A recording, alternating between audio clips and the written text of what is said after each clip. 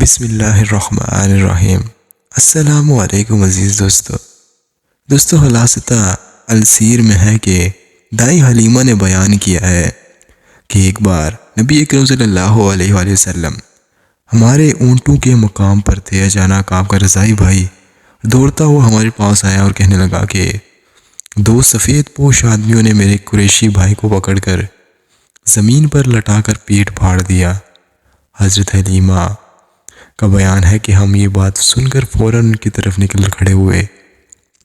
جا کر دیکھا تو آپ منہ لپیٹے کھڑے ہوئے تھے۔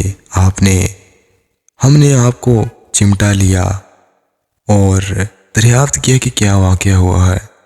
آپ نے بتایا کہ دو آدمی سفید پوش آئے اور انہوں نے مجھے لٹا کر میرا پیٹ پھاڑا، پھر اس کے اندر کسی چیز کو ٹٹولا۔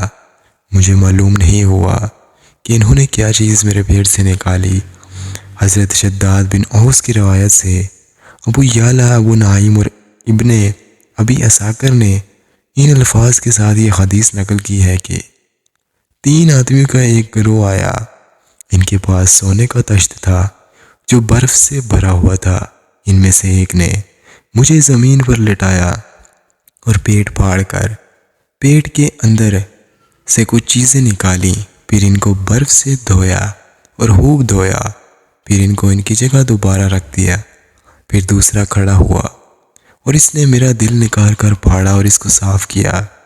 یہ باتیں میں دیکھ ہی رہا تھا، پھر ایک سیاہ بوٹی اس کے اندر سے نکال کر پھینک دی۔ پھر دائیں بائیں طرف ہاتھ گھمانے لگا، ایسا معلوم ہوتا تھا کہ کوئی چیز تلاش کر رہا ہے۔ پھر مجھے نظر آیا کہ اس کے ہاتھ میں ایک انگوٹھی ہے جو مجسم نور ہے۔ اس کو دیکھنے سے نگاہ میں چکا چوندھ ہو رہی تھی، آنکھیں نہیں کھل رہی تھیں۔ اس انگوٹھی سے اس نے میرے دل پر مہر لگا دی۔ مہر لگاتے ہی میرا دل نور سے بھر گیا۔ یہ نبوت و دانش کا نور تھا۔ پھر دل کو لوٹا کر اسی کی جگہ پر واپس سے رکھ دیا۔ میں اس مہر کی ہنکی اپنے دل میں مدت تک محسوس کرتا رہا، اور پھر تیسرے شخص نے اپنے ساتھی سے کہا کہ تم ہٹ جاؤ۔ وہ ہٹ گیا۔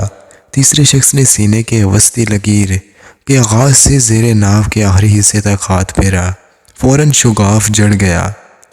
حضرت انس رضی اللہ عنہ کا بیان ہے کہ میں حضور صلی اللہ علیہ وآلہ وسلم کے سینے پر سلائی کا نشان دیکھتا تھا۔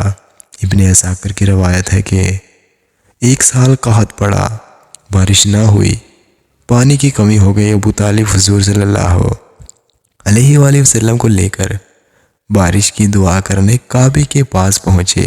کعبے کی دیوار سے اپنی پشت لگائی اور حضور صلی اللہ علیہ وآلہ وسلم کی انگلی پکڑی۔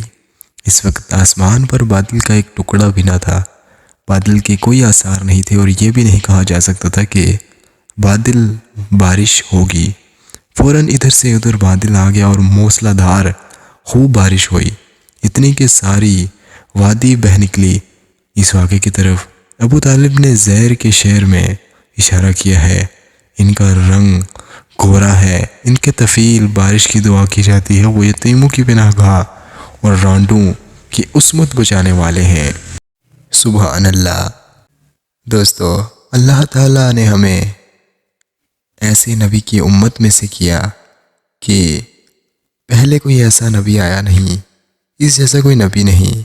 ہمارے نبی خاتم النبیین صلی اللہ علیہ وآلہ وسلم، ہمیں اس چیز کی قدر کرنی چاہیے۔ یہ بیش قیمتی تحفہ ہے۔ دوستو، امید کرتے ہیں آپ کو ہمارا واقعہ پسند آیا ہوگا، ویڈیو پسند آئی ہوگی، اور اگر پسند آئی ہے تو ہمارے چینل کو لازمی سے سبسکرائب کر لیجئے گا۔ ملتے ہیں اگلی ویڈیو میں، تب تک کے لیے اللہ حافظ۔